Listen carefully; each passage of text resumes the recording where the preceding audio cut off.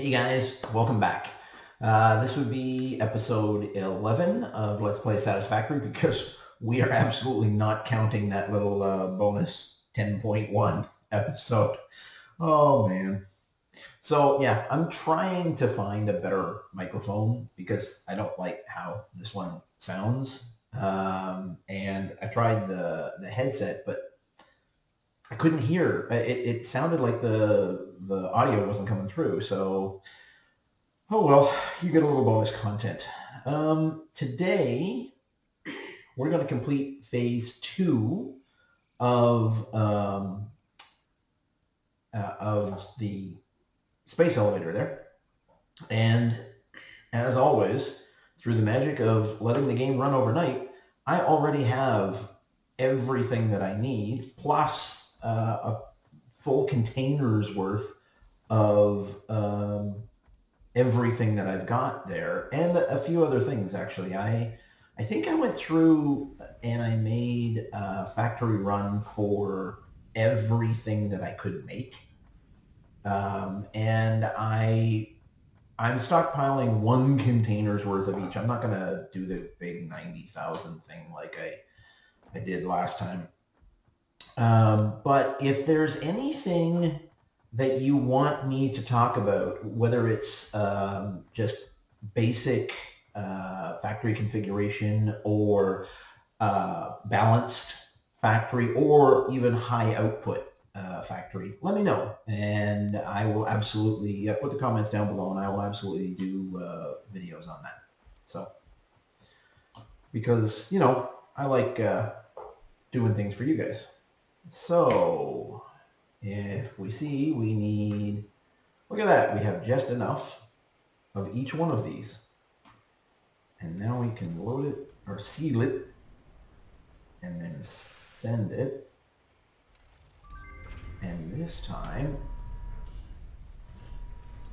I'm going to watch this the whole time so we can see what it does.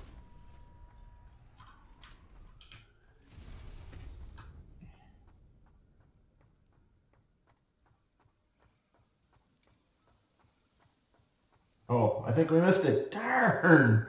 We missed it. That thing went up. Oh well, I'll catch it next time. I like the animations, actually. So, yeah, we've got a little bit of work to do for the next one. So, I'm not even sure if we can make the next pieces yet. Let's see what we got here.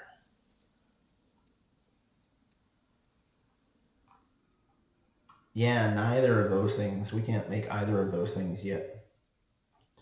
So that means we're going to have to go back to our hub and see what we're still missing to do in our hub. Oh, and let's talk a little bit about the factory. So right now I'm on the main factory floor. Oh, and interesting. It didn't quite work out. So the main factory floor I'm making 3 high because that is able to accommodate everything, basically, inside without any clipping. And then I've got a 2 high floor above that, and that's my, think of it as a wet wall in a house. That's where, so on the main factory floor, I'm either going to put conveyors down underneath, or I'm going to put them up into that wet wall area. And then the same thing on the 3rd floor. I'm going to put them down into that, and then I will have another wet wall area, probably only 1 high next time, because the reason that one's 2 high, the first one, is because I've got my containers in there for the stuff that I just need to take out and walk to different places. And 1 high felt too claustrophobic to me. But so I've got 3, then 2, then the next floor is going to be 3, and then the floor above that's going to be 1, because the only thing that it's going to have is conveyor belts in it. And then you'll notice I'm not really putting walls up anywhere except this middle section right now, because I know that I want walls in that middle section because it's separating the 2 halves of the factory right now. The one side, the right-hand side as you're looking at it, is, and I think I might actually be reversed to you guys. I think the camera might flip me. I'm not quite sure. But the right-hand side of you guys is all iron or iron primary stuff. There is some stuff that does both. And then the left-hand side is primarily copper. So I'm going to separate them that way. But as far as the other three walls go, I don't quite know where I want the edges to be yet. So I'm not going to bother putting the walls in until I've kind of locked that down. Excuse me. But we will be locking that down at some point.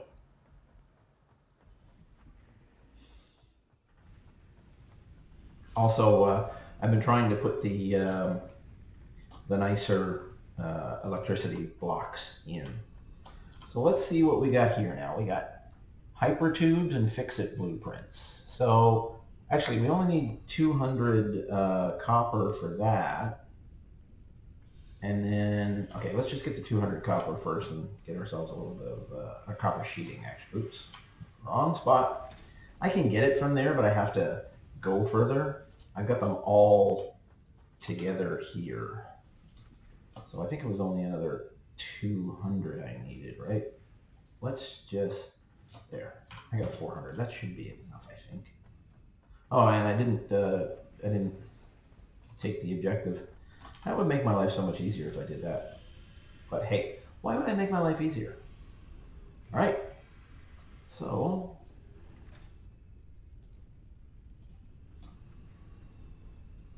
oh, what am I missing? Oh, huh. Interesting. I hit the wrong button, and I only put a single stack of each in rather than putting everything in that I needed. Milestone reached. Fix-It Incorporated has processed and incorporated frequent Pioneer requests for pipe-based personal transport. Introducing Hypertubes. Safe, aesthetic, adaptable, fun. Enjoy a view of your hard work as you soar through incredibly tight turns. Build them today.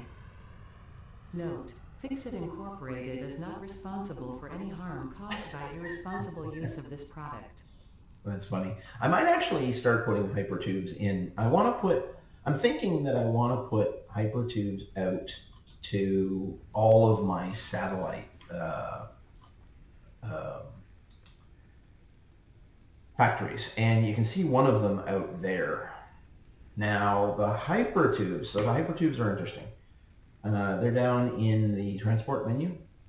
And, oops, I keep doing that. So you will notice that the hypertubes need copper sheeting and steel pipe. And then the entrance needs, what is that, encased concrete beam, or encased steel beams and rotors and steel pipes. The hypertube support, both of these actually. So the hypertube support is essentially exactly the same thing as the conveyor belt support. You can put that up to 3 levels or down to the 1. And then you've got the stackable hypertube. Honestly, I don't like the stackable hypertubes all that much. What I tend to do actually is I will put down the stackable conveyor poles up to where I need the hypertube, and then I'll put one hypertube. But if you put the stackable hypertubes in there, what it does is it puts, what you see there, it puts that down. And if you put 5 of them in a row, you have 5 of those hypertubes stacking all the way up, and it just looks stupid, to be honest, or at least, in my estimation. And I think that's all we got. Oh, no. Oh, we got industrial storage. I gotta be honest. I'm not sure in this playthrough that I want to use it. So let's talk about the difference between the industrial storage container and the regular storage container. Here, let me put a regular storage container now first. I think I got stuff for that. Yeah. Okay. So I'll put this down first. You'll notice there's one input and one output. Okay. Then if we use the industrial beside it, you will notice that there are, let's put it back a little bit here. There we go. there are two inputs both on the same side and two outputs both on the same side. Now, something that you have to keep in mind about all of these storage containers are that if you put a conveyor belt on the output side, it will immediately start draining that storage container. So if you want to have any amount of anything stockpiled in a particular area, don't take out from the outside of the container. What you're better off doing, so there's two things that you can do. And right now, if I look at this, yeah, all we've got is the regular conveyor splitter. Another option opens up to us when we've got the programmable splitter. No, the smart splitter. Programmable splitter is a little bit different. And to be honest, programmable splitter is not great. It's kind of interesting, but to be honest, I don't think I used it ever in my main playthrough. But here's the thing. So let's put a conveyor belt coming up. Okay, let's not put a conveyor belt coming out of this. Let's pretend that we're putting a conveyor belt coming out of this. And I will put a splitter, just set a splitter down here. Pretend there's a conveyor belt going in this side and out that side.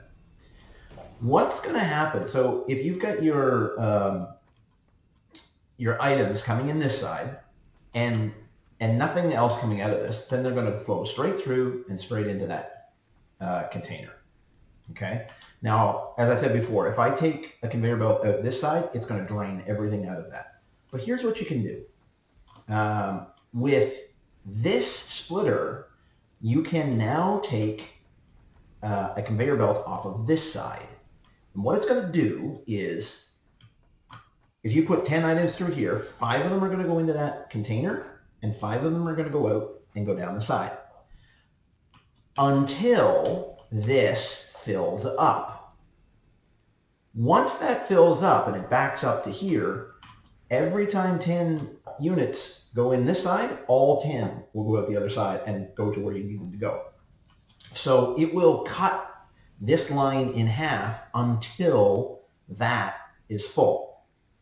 So you've always got your production going where you need it to go, but you've got one container's worth wherever it is you think you need it, right? And you can put these things anywhere. The other thing that you can do with these is, let's go back here. Okay, so you see how both of the inputs are on the same side now. If you just flip your mouse button once, the two inputs are on different sides. And the thing that you can do now is use that little quirk to your advantage. Okay? So what I tend to do is, and you can go up as far as you want this way, or you can go as, I'm going to show you how to do two things here.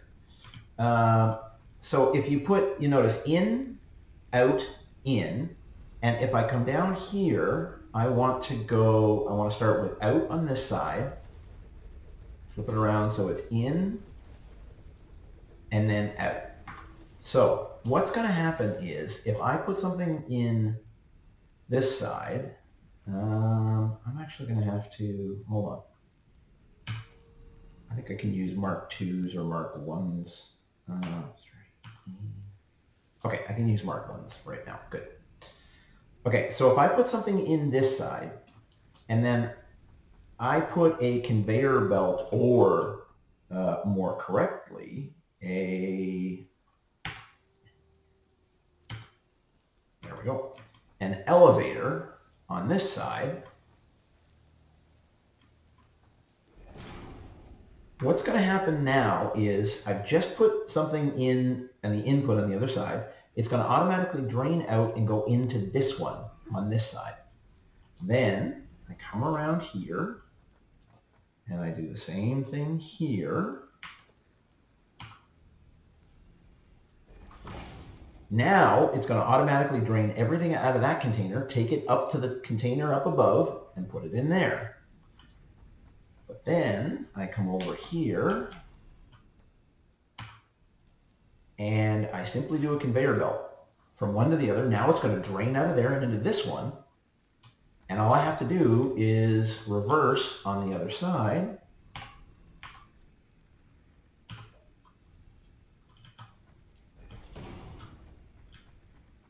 And the same thing here. Hello, come on, get down there.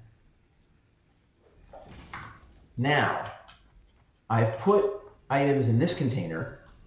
It's going to drain out and up and in. It's going to drain out the other side and up and in. It's going to come, it looks like that conveyor belt's going the wrong way, but it's not. When you look at it on the underneath side, it flips around.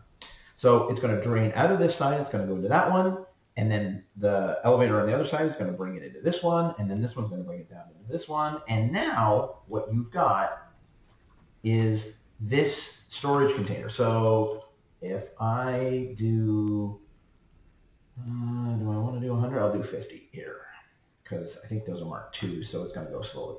You notice how as soon as I put it in, it starts draining down, right? This actually does a couple of things for you.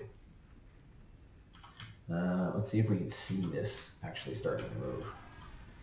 Oh yeah, there you go. You see the elevator working now?